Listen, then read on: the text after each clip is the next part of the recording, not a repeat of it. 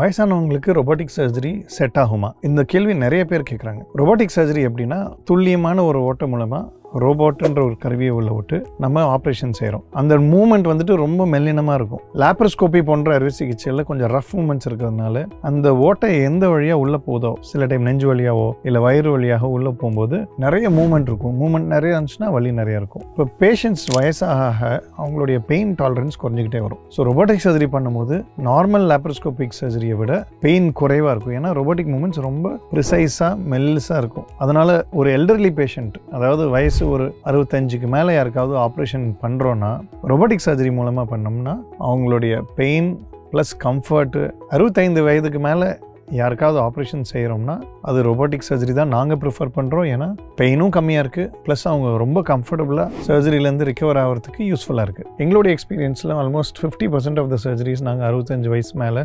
இருக்கிறவங்களுக்கு தான் செய்கிறோம். அந்த பேஷண்ட்ஸ் ரொம்ப கம்ஃபர்டபுளாக இருக்காங்க. இதுக்கு முன்னாடி நாங்கள் அறுவை சிகிச்சை ஓப்பன் முறையில் செய்யும் போதும் லேப்ரோஸ்கோபி முறையில் செய்யும்போதும் கொஞ்சம் கஷ்டப்பட்டுட்டு இருந்தாங்க. இப்போ அந்த கஷ்டம்லாம் கொஞ்சம் குறைஞ்சிடுச்சு. ப்ளஸ் எங்களுக்கும் ஈஸியாக இருக்குது, ஆப்ரேஷன் பண்ணுறது சுலபமாக இருக்குது, அவங்களுக்கும் நல்ல ஒரு அவுட்கம் கொடுக்கறதுக்கு ஹெல்ப்ஃபுல்லாக இருக்குது.